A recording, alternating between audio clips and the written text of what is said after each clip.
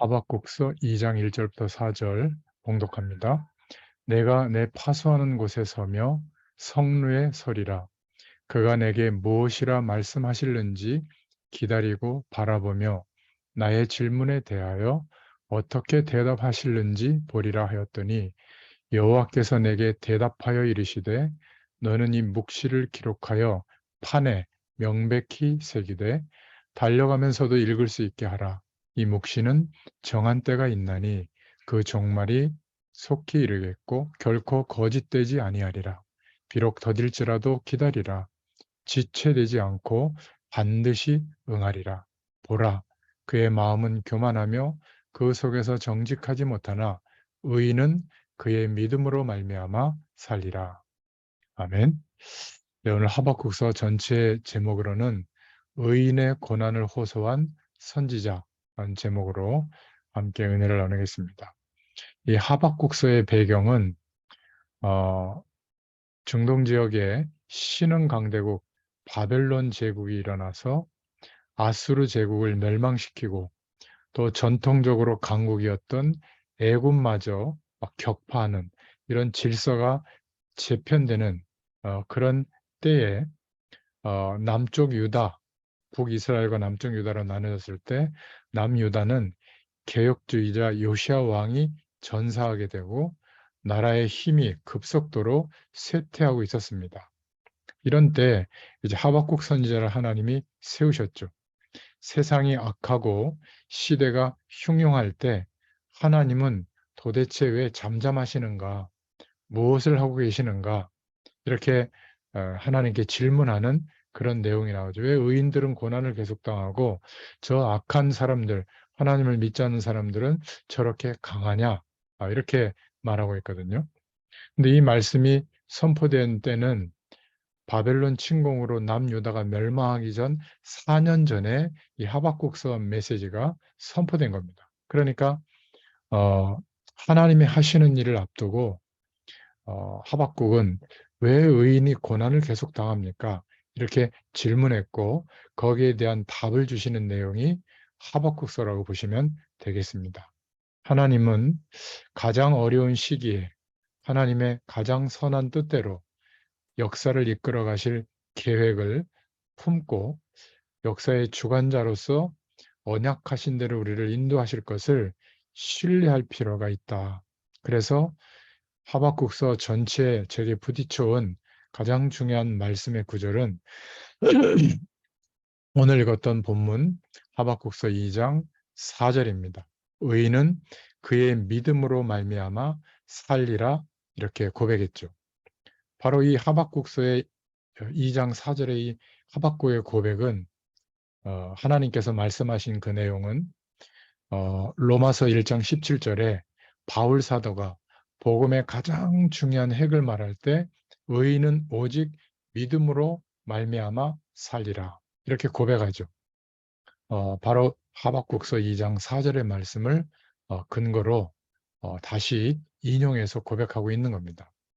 그리고 여러분 잘 아시는 마틴 루터가 종교개혁의 정점에 이르렀을 때 역시 이 하박국 선지자의 말씀을 인용해서 로마서 17장 말씀을 같이 보면서 의인은 그의 믿음으로 말미암아 살리라.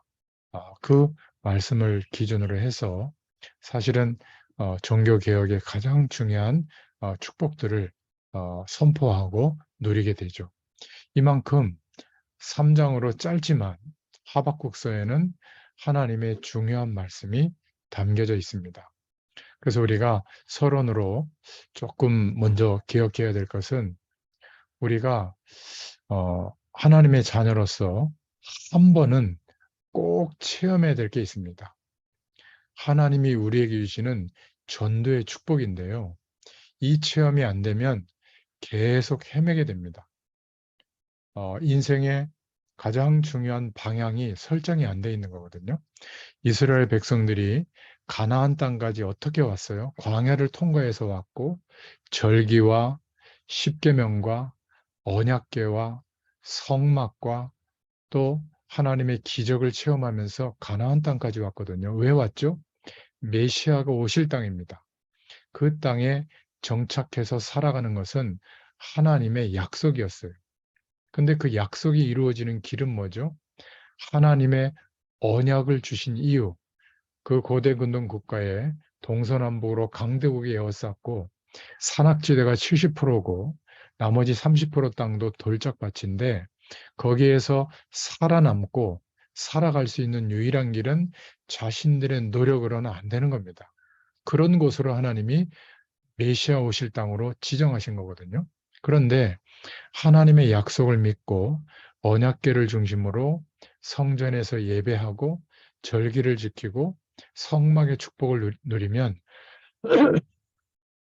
그리고 고대근동 국가를 향하여 선교의 축복을 깨닫게 되면, 전도의 축복을 깨닫게 되면 하나님은 이유 여하를 막론하고 축복하셨습니다.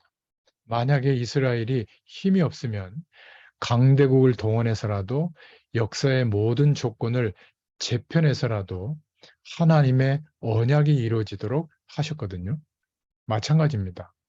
우리도 내가 왜 살아가는지, 무엇을 위해서 어떻게 살아야 할지를 하나님이 인도하시는 그 방향, 전도의 방향을 두고 우리가 하루하루를 인도받는다면 이것은 굉장한 축복을 알게 되는 겁니다. 전도는 나가서 누군가에게 복음을 전하는 것도 전도지만 그런 내용을 말하는 게 아닙니다. 이 전도는 하나님의 모든 역사가 담겨져 있어요. 한 번쯤은 이 체험이 되어져야 됩니다. 막 잘 되고 부흥되고 이런 것도 중요하지만 하나님께서 중요한 말씀을 우리에게 허락하시고 그 말씀들을 성취해 나가시는 응답이에요.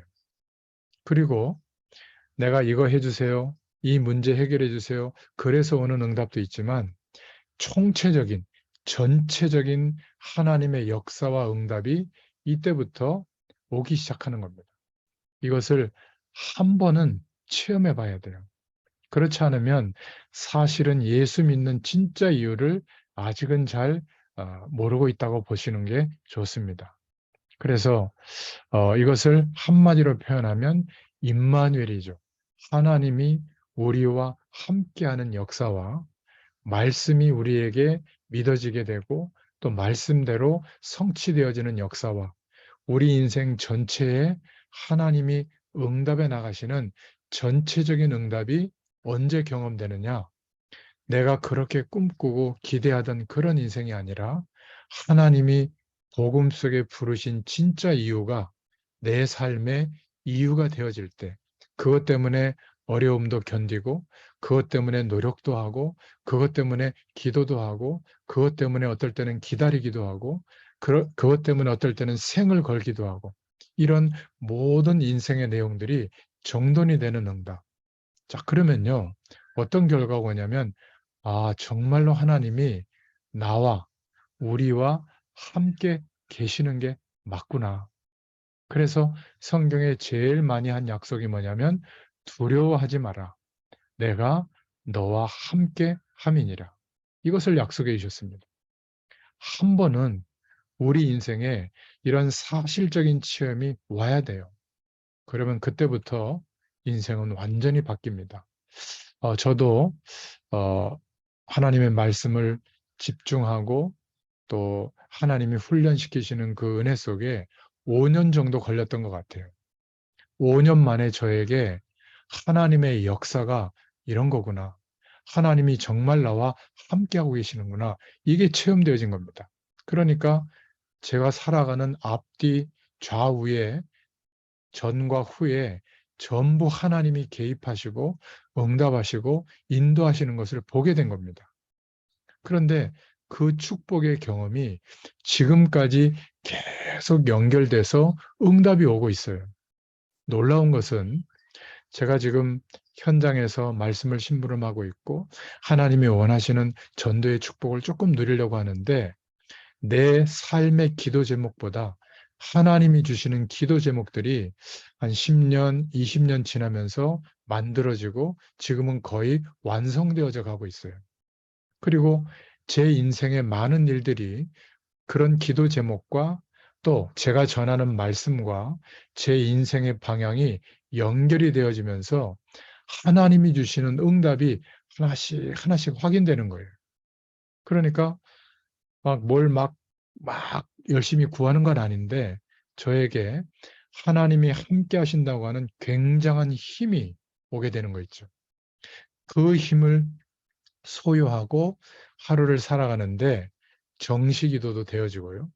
또 하루를 살아가는데 하나님과 동행하는, 성령 하나님과 동행하는 인생으로 바뀌어지게 된 겁니다. 그게 가능해지더라고요.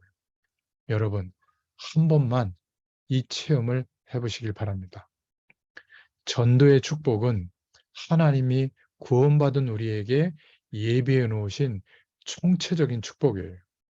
나가서 하는 것도 전도지만 그것보다 이 총체적인 하나님이 예비하신 전도의 축복이 체험되어지잖아요. 어떤 면에서 대단한 노력을 기울이지 않고 하루를 소중하게 성실하게 살아가는데 나머지 것들이 다 되어지는 은혜가 옵니다.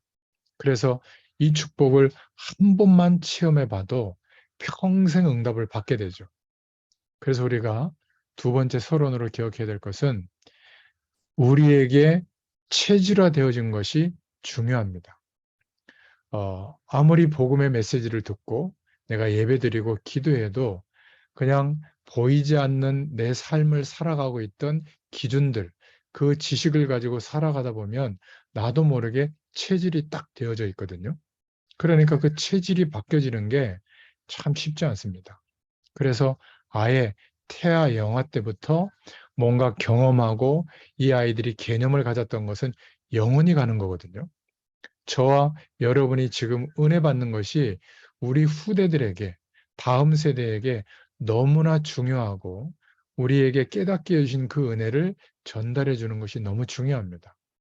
5세부터 7세가 되면 유치부, 이런 시기가 되는데 이때는 여러 가지 개념이나 또 삶이나 세계관에 대해서 기초들이 다 놓여지고 있는 거기 때문에 너무 중요해요. 사실은 이때 성삼위 하나님에 대해서 또 하나님의 축복이 뭔지, 우리는 왜 살고 있는지, 기도가 뭔지, 영적인 축복이 뭔지, 또 영적 존재들이 어떻게 우리를 속이고 역사하고 있는지, 세상의 문화가 뭔지 이런 것들을 사실은 알려줄 굉장히 기초를 놓을 수 있는 중요한 시기거든요.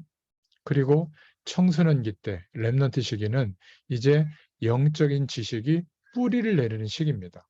그러면 하나님과 함께하는 축복을 누리는 체질이 만들어지거든요. 만들어진다기보다도 그 축복이 가장 소중해집니다. 그런데 우리가 너무 어릴 때부터 좋은 대학 또 성공의 자리에 우리 아이들을 세우려고 복음이 없는 교육기관에 태영아 때부터 보내죠. 막 다국적 언어를 하는 그런 교육기관 말이죠. 나쁜 건 아니지만 사실은 굉장히 생각할 부분이 많이 있는 겁니다. 우리는 가만히 앉아 있다가 잠만 자다가 와도 복음이 있는데 우리 후대들이 가서 자라야 돼요. 왜냐하면 영이 통하거든요. 그 하나님과 함께하는 영이 통하는 그 현장에서 경험한 것들은 영원히 갑니다. 그래서 아이들이 어릴 때 하나님에 대하여 또 흑암의 존재에 대해서 영적 문화에 대해서 이거를 만약에 알아들었다면 평생 승리하게 되는 겁니다. 왜 우리 후대들에게 지금 우리가 은혜도 받아야 되지만 복음 가진 1세대 부모들이 붙잡고 전달해야 될 중심으로 말씀들을 보고 있을까요?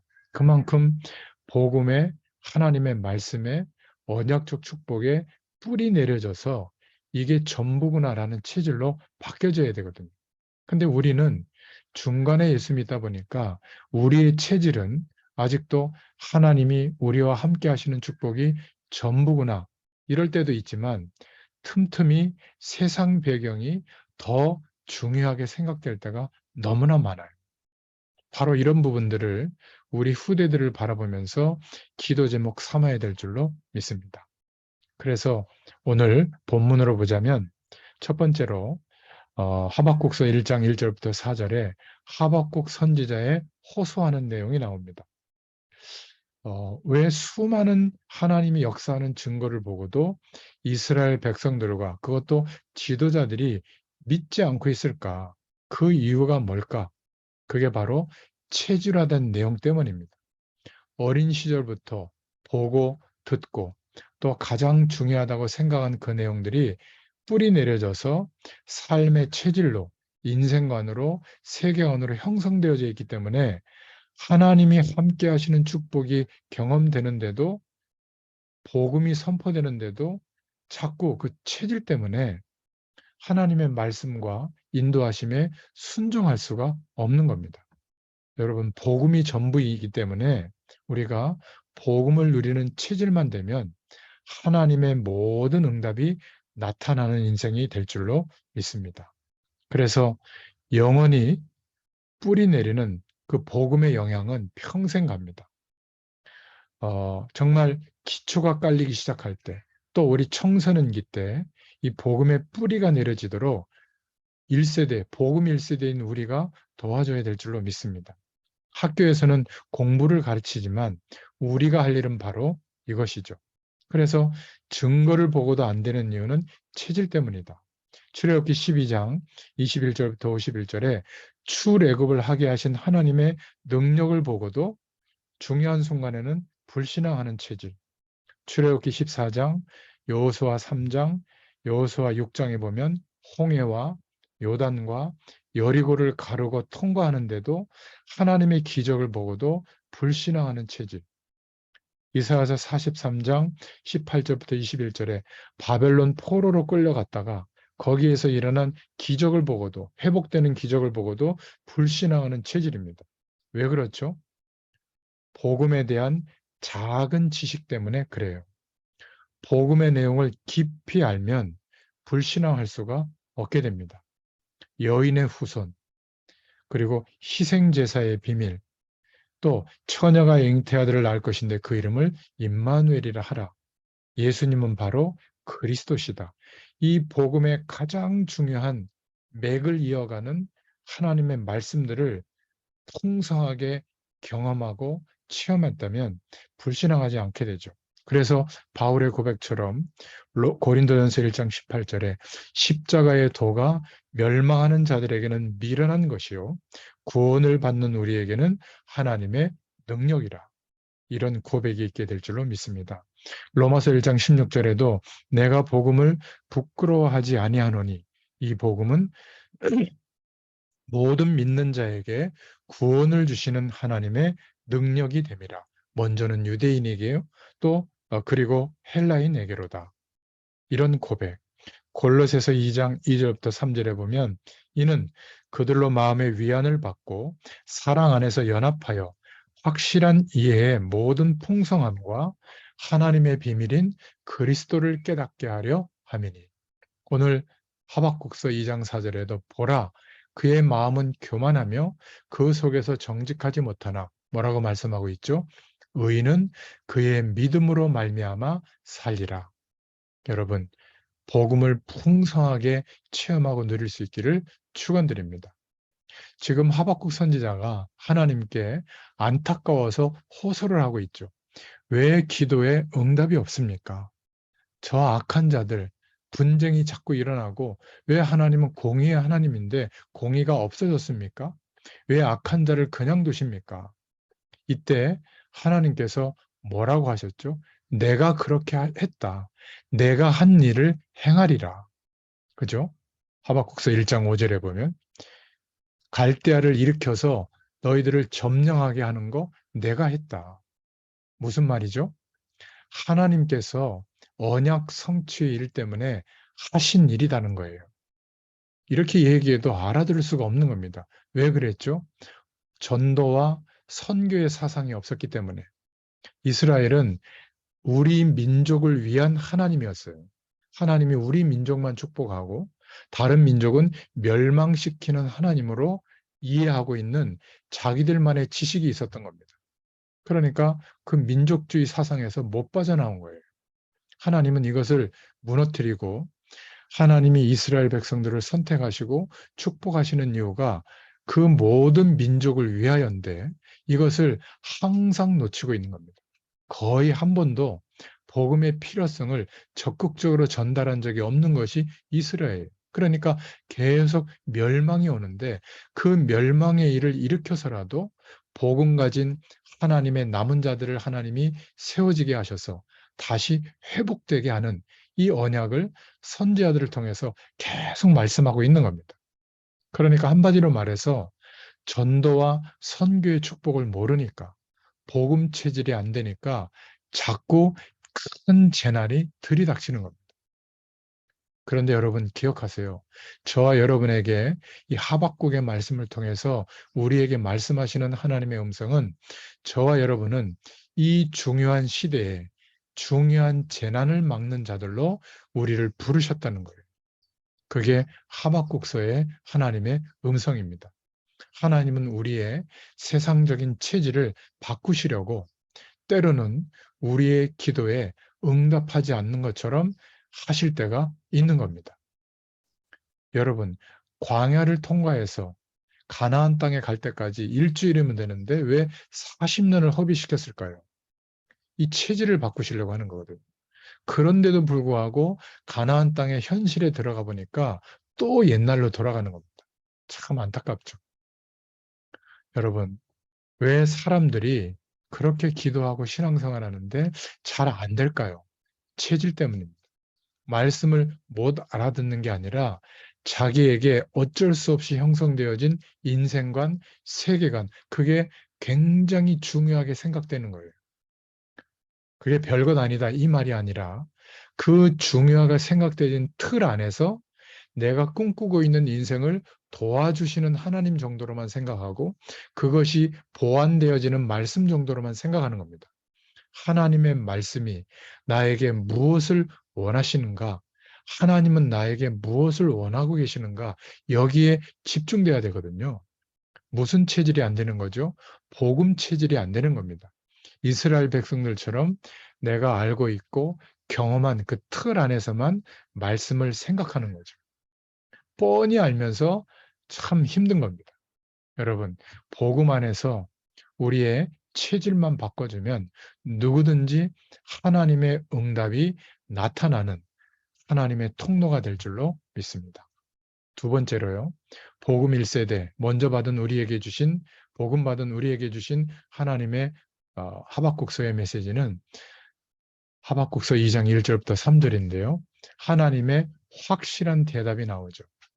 여러분, 하박국 선지자의 이름에 담긴 뜻은 씨름하는 자, 안기는 자, 포옹이라는 뜻이거든요. 개인적인 사역은 없었지만 언약을 잡고 있었습니다. 이사야 선지자의 영향을 받는 사람이고요. 그래서 가장 중요한 성경의 맥을 이루는 성경 말씀, 하박국서 2장 4절에 의인은 믿음으로 살리라 이런 유명한 말씀을 남겼죠. 바벨론이 망하기 전에 유다와 바벨론의 멸망을 예언한 선지자입니다.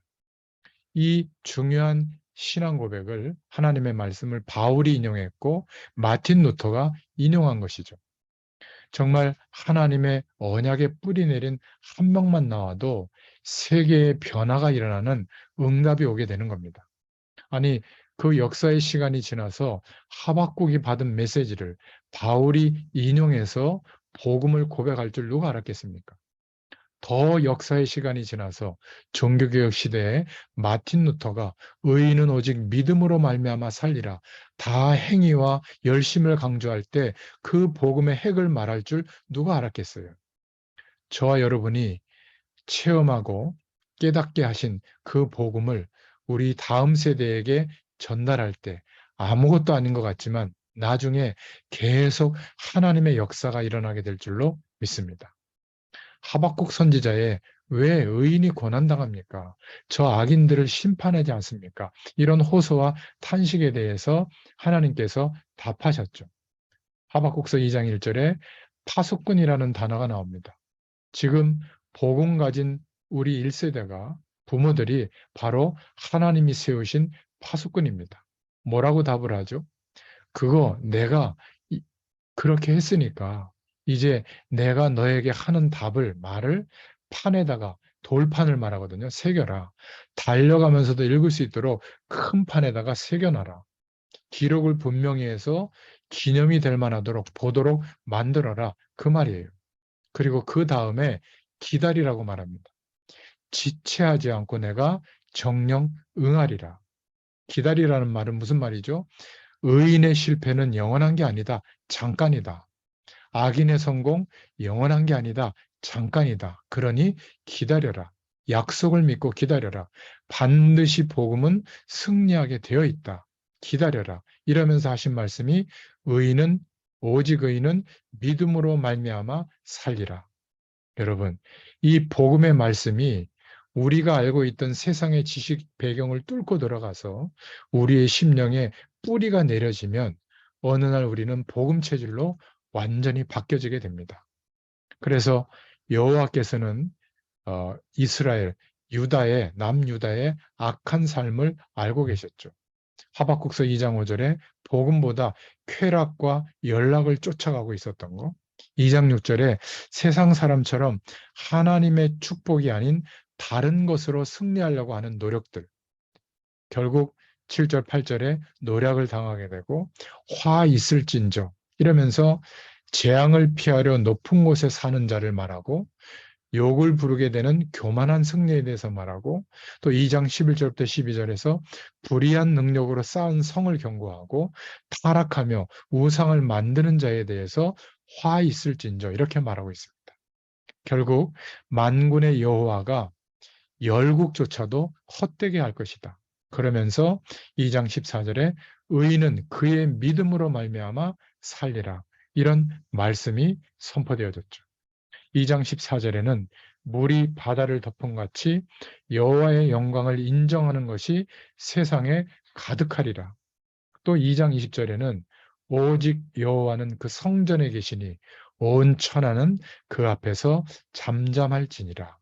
이런 시대적인 메시지가 하박국을 통해서 하나님의 말씀이 선포되어진 겁니다. 놀라운 일이죠. 세 번째로 우리에게 주시는 말씀은 하박국서 3장 1절부터 2절을 통해서 하박국 선지자의 기도가 나옵니다. 언약을 붙잡고 드디어 하박국 선지자가 기도를 시작하죠. 그래서 꼭 기억하셔야 될 것은 하나님의 약속하신 응답은 반드시 옵니다. 저와 여러분들이 복음 안에서 생각하고 있는 그것은 어느 날 응답되어져서 반드시 성취됩니다. 저와 여러분의 생각이 흔들리면 어느 날 흔들리는 응답이 와요. 저와 여러분의 생각이 복음적이면 어느 날 하나님의 역사로 복음적인 응답이 옵니다. 저와 여러분의 생각이 마음을 지배하고 있는데 그게 바로 납니다. 우리의 생각이 의식 속으로, 잠재의식 속으로, 무의식 속으로, 또 영적 상태와 영혼 속으로 파고 들어가서 체질이 되는 거거든요. 저와 여러분의 생각은 반드시 응답되고 우리가 하는 말도 응답이 됩니다. 그래서 그냥 하는 말 같아도 우리의 말은 중요하죠. 말 함부로 하는 사람은 그래서 인생이 함부로 되는 겁니다. 말을 늘 악하게 하는 사람은 인생이 악하게 되는 결론이 오게 되죠. 철없는 말만 계속하면 그 인생은 철없는 인생이 됩니다. 처음에 한두 마디는 아닌 것 같아도 우리가 복음적인 말, 복음적인 생각이 우리 속에 담기면 반드시 응답되어 온다. 꼭 기억하세요. 생각이 오락가락하면 늘 인생도 오락가락합니다. 우리가 누구죠? 우리는 그리스도로 말미암아 하나님이 신분을 바꿔주신 하나님의 자녀입니다. 그런데 알고 있는데 그렇지 않죠. 왜죠? 저와 여러분이 생각하고 뿌리 내려진 그것이 나이기 때문에 그렇습니다. 하나님의 자녀라도 지금 내가 헤매고 있다면 그게 나예요. 나는 못 살겠다고 하면 그게 지금의 납니다. 어쩔 수가 없어요. 나는 이제는 복음 붙잡고 승리하겠다. 복음 외에는 그 어떤 것도 기준 삼지 않겠다. 이제는 하나님이 주시는 응답, 하나님이 내게 말씀하시는 그 말씀 성취 응답을 받겠다. 이렇게 되면요, 그게 바로 그리스도 안에서 하나님의 응답을 누리는 나로 바뀌어지게 됩니다. 이런 내용들이 무슨 말인지 모르겠다. 그러면 그것도 나예요. 어쩔 수가 없는 겁니다. 그렇다면 우리가 이렇게 바뀐다면 하나님께 드리는 기도는 날마다 반드시 응답됩니다. 그런데 틀린 기도를 하면 틀린 성취가 오고요. 우상적인 기도, 종교적인 열심의 기도만 하면 오히려 영적 현상은 체험하는데 영적인 문제와 어려움은 더 커지죠. 우리가 율법적으로 맞다 틀리다는 기준으로 기도하면 기도하면서도 정죄하는 일이 벌어지죠. 복음적인 우리가 할 수 없어서 그리스도께서 이루신 그 일을 믿고 기도하면 반드시 시공간을 초월하시는 하나님의 능력으로 역사하시는 복음적인 응답이 오게 될 줄로 믿습니다. 꼭 기억하시길 바랍니다. 그래서 하박국 선지자의 기도를 보면 하박국서 3장 2절에 주께 대한 소문을 듣고 놀랐나이다. 주는 주의 일을 이 수년 내에 부응케 하옵소서. 또 3장 13절에 주께서 주의 백성을 구원하시려고 기름 받은 자를 구원하시려고 악인의 진머리를 치시며 그 기초를 끝까지 드러내셨나이다. 이렇게 고백하면서 3장 17절 18절에는 비록 무화과 나무가 무성치 못하며 포도나무에 열매가 없으며 감람나무에 소출이 없으며 밭에 식물이 없으며 우리의 양이 없으며 외양간에 소가 없을지라도 나는 여호와로 인하여 즐거워하며 나의 구원의 하나님을 인하여 기뻐하리로다. 이런 고백을 남기게 됩니다. 그리고 3장 19절에는 주 여호와는 나의 힘이시라. 나의 발을 사슴과 같게 하사 나로 나의 높은 곳에 다니게 하시리로다. 이런 믿음의 기도가 시작됐습니다. 여러분, 우리가 참된 기도를 회복하면 하나님이 주시는 참된 응답이 오게 됩니다.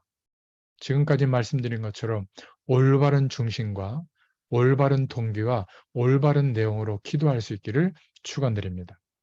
마지막 네 번째로 붙잡을 내용은 하박국서 3장 17절부터 18절의 내용을 통해서 하박국 선지자가 본 그리스도의 축복을 언약으로 붙잡아야 될 줄로 믿습니다. 가장 큰 이스라엘이 고통당하는 원인이 뭐죠? 구약시대, 신약시대에 그리스도를 놓친 겁니다. 복음의 가치를 놓친 거예요. 전도와 선교의 축복은 당연히 알 수가 없었죠. 지금 현대에 우리 시대의 교회의 가장 큰 문제도 똑같습니다. 그리스도를 놓친 거예요. 세속주의가 교회 안에 들어와서 잘 먹고 커지고 부흥되고 잘되고 성공하는 것이 마치 하나님이 우리에게 주시는 축복인 것처럼 생각하게 된 겁니다. 그거는 백만분의 일도 안 되는 복이에요. 진짜 축복은 뭐죠? 복음이 모든 것이구나. 그리스도의 의가 모든 것이구나. 그분의 죽으심과 부활로 우리에게 이루어진 복음적 내용이 중요하구나. 생명의 축복이 모든 것이구나. 성삼위 하나님의 능력이 전부구나. 하늘 보좌의 축복이 전부구나. 그래서 쉽게 이해하도록 성령의 충만을 구하라고 했구나. 이런 축복이 전부인데 이것보다 돈, 성공, 잘 되는 거, 문제 해결받는 거. 그러니까 샤머니즘과 무속신앙과 차이가 없는 겁니다. 하나님께서는 우리가 복음의 뿌리가 내려지도록 인도해 주셨고 우리 다음 세대에게도 복음의 뿌리가 내려지도록 우리가 가르치고 도와줄 수 있도록 원하십니다. 그래서 구약 시대에 완전히 놓친 그리스도, 왜 그렇죠? 율법을 더 중요하게 생각했고 제도와 전통을 더 중요하게 생각했고 그래서 결국 선민 사상에 보이지 않는 지식 때문에 그리스도를 놓치게 된 겁니다. 신약 시대에는 왜 그리스도의 축복을 놓쳤죠? 제사장을 중심으로 하는 제사 제도 때문에 성전에서 엄청 예배를 잘 드렸는데 예수님이 그리스도로 오셨는데도 교회의 주인 되신 그리스도를 놓친 겁니다.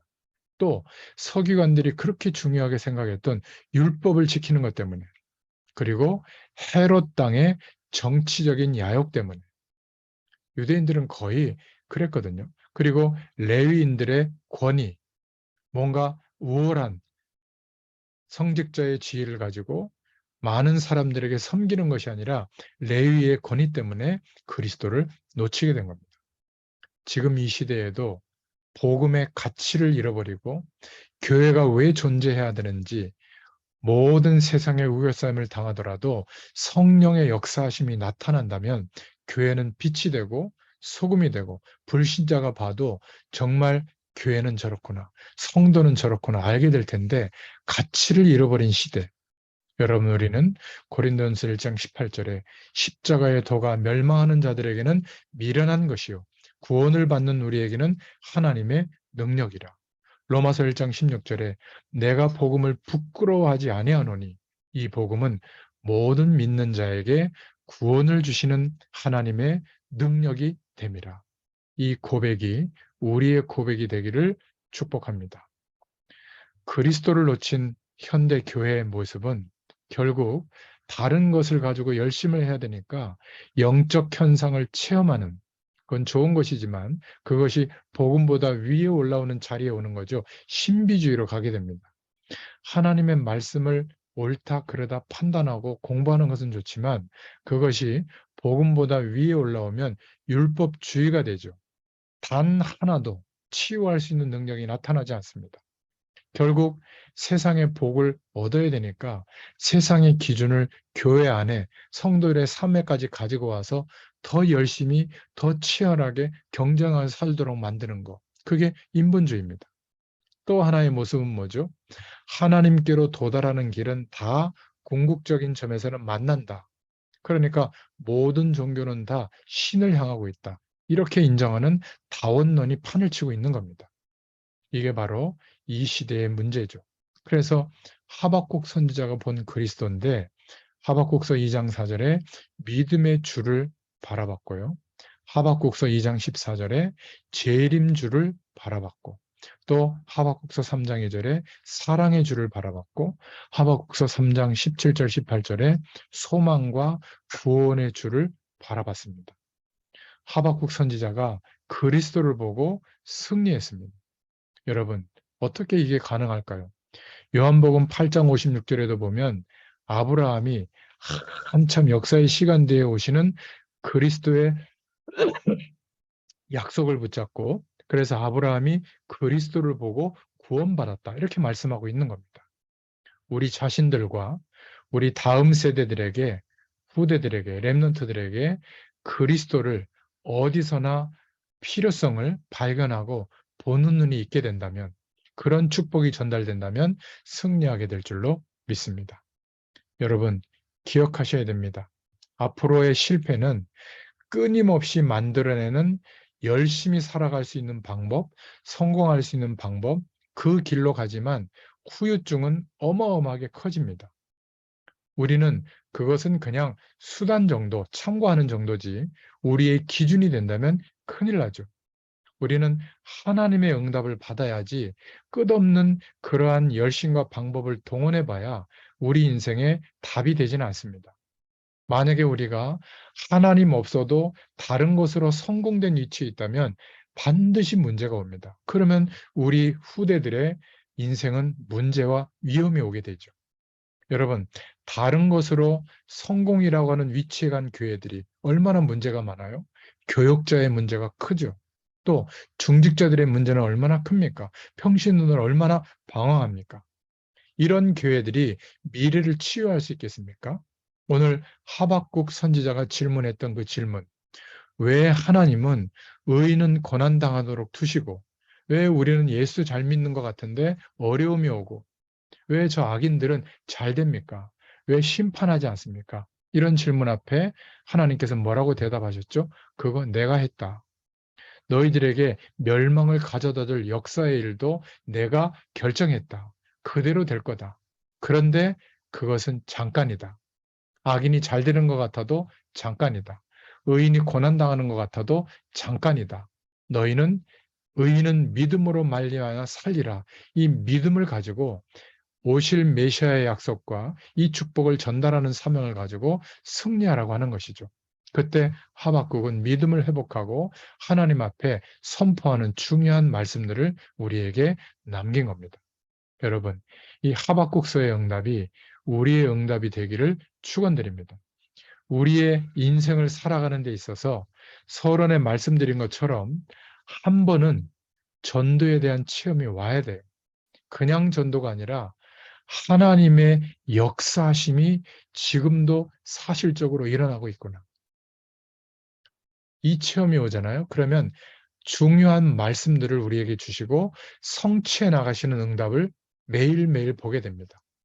앞뒤 전후 좌우로 총체적으로 하나님이 전체적인 응답으로 역사하셔서 우리로 하여금 하나님이 원하시는 방향으로 계속 갈 수 있도록 축복해 주세요. 그게 임마누엘의 축복입니다. 하나님이 이 은혜를 우리에게 경험하게 되도록 역사하시고 또 우리의 그 축복과 믿음을 통해서 다음 세대에게 이 복음의 체질이 되어지도록 역사해 나가실 줄로 믿습니다. 이 은혜가 회복되어지는 또 한 주간 되기를 축원드립니다. 기도하겠습니다. 하나님 너무 감사합니다. 하박국 선지자에게 허락하셨던 질문과 그 대답이 우리의 응답이 되게 하여 주심을 감사합니다. 우리의 현실적인 어려움과 견뎌야 될 고통이 문제가 아니라 이 시대에 우리를 두시고 복음 속에 인도하시는 하나님의 이유를 발견케 하여 주시옵소서. 하나님이 지금도 행하시는 하나님의 역사와 사실적인 하나님의 말씀 성취와 우리의 모든 삶을 주권적으로 역사해 나가시는 정체적인 응답이 이루어지는 전도의 축복 속으로 우리 인생이 방향이 설정되게 하시고 매일매일 견디며 살아가는 이 모든 것이 임마누엘로 하나님이 함께하는 축복으로 확인되게 하여 주시옵소서. 여기에 대한 증인들로 저희들의 생을 인도하시고 역사하시는 줄 믿습니다. 다음 세대들에게까지 이 언약이 증거되어져서 모든 민족에게 복음이 증거되어지도록 역사하여 주시옵소서. 예수님의 이름으로 감사하며 기도드렸습니다. 아멘. 감사합니다. 감사합니다.